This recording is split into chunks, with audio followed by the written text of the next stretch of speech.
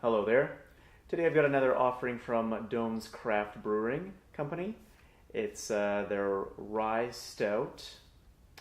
I believe I mentioned in my last video with them where they had a rye IPA. I've noticed that a lot of the new generation of craft breweries here seem to be including a rye in a lot of their beers. I'm not complaining, of course. I actually like rye quite a bit.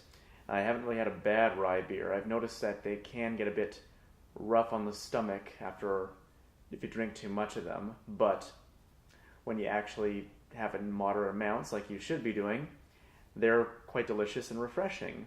A bit of a change from the usual barley, hops, or even wheat. So, first thing I notice is that unlike the rye IPA, the cover art doesn't terrify the hell out of me. It's the same style, but it doesn't have three people with holes in their cheeks staring at you, judging you, staring into your soul. It's just a nice little happy picture. And all right, let's read the blurb. As a Pacific Northwest rye stout, you can get an idea of what we brewed here. It's dark, it's roasty, and has a hint of chocolate, followed by hop bitterness and the spiciness of rye. It puts a smile on her face at Doan, so please enjoy. Okay, it's 6.2% alcohol by volume. So, and it's a half-liter bottle. Can. So, I think this will be my beer for the night.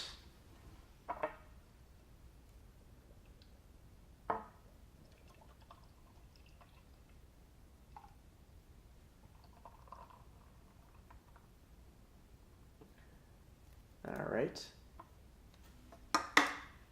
I don't know if I've mentioned this before, but this is a stout glass or porter glass. It's one of the best ones that you can use for this type of beer because you can see there's a little ridge around there that helps the head form up there, and a good stout should have a significant amount of head.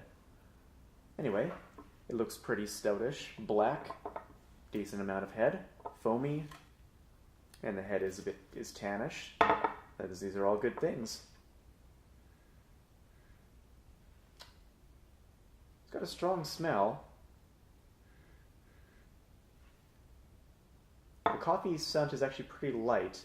I can definitely taste the rye, smell the rye, and it's very prominent actually. I don't know how to describe rye, but you smell it, you know what it is.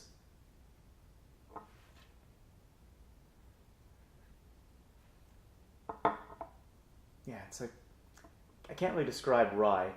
Crispy, that doesn't really work either, but it has a nice scent. Let's give it a sip.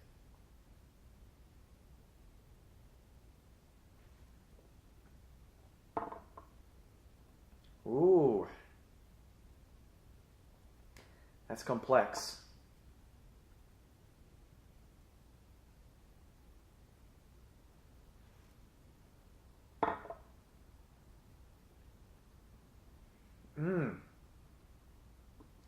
When you first get it in your mouth, it's slightly refreshing, but you don't get the taste until almost immediately when you swallow it, and it rolls over your tongue, that back of your tongue. That's when all the flavors hit at once, and there's quite a few of them there. There's at least three major ones I'm identifying. I taste here, and I'm gonna need to use my little brain here and think about them. I definitely taste coffee at the very end. That's most prominent. I still have that on my tongue right now, along with some hops. So there's a bit of bitter hop in the taste there.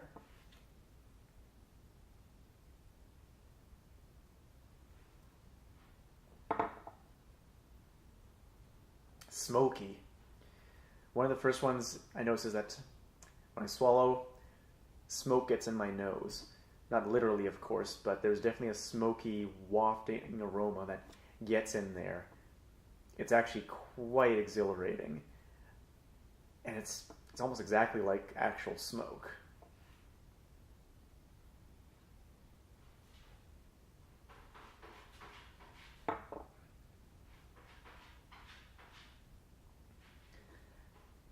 At the very end, you can taste the rye. And I still have trouble describing the taste of rye for people who've never had it before, but it's very prominent. If you had rye bread, there's something in the flavor that just makes you feel satisfied when you eat it. And the same thing applies to drinking it too. Gosh, I could not really pinpoint what it is that makes it so delicious. But this beer, it's got complex flavors aside from that. This was brewed with care, I can tell. And so far, Doan's has impressed me quite a bit. This was carefully made. Someone on the team there, it's a family operation, I checked. I think it's like 3 brothers. And one of them must have an absolute master palate. Because this just has so much complex flavors that mix perfectly. I would never imagine... It's very hard to get beers this complex that taste good. You can make a complex beer with all sorts of ingredients, but oftentimes one of them, the taste will overpower the other, making it... Well, let's say I took the Mona Lisa and I splattered white paint over it. The white paint would immediately be the most prominent because it just ruined the entire thing. Usually that's what happens with a complex beer made by people who are experimenting but not experts. That flavor will overpower the rest of it and usually disappoint. Alternatively, a really delicious flavor could overpower the others, but in that case, it's not really complex. This is both complex and each flavor in it's delicious.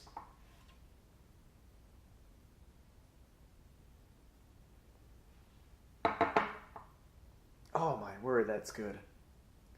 That is really good. I should really stop by their brewery, and it's actually on the way home from one of my shifts at work. I might want to stop by and just... I'll be working there actually in Vancouver for like a week. Maybe for each day I can go there and try a different one of their beers. But I've got more of their beers in my fridge that I'll be trying out and filming, so expect to see more.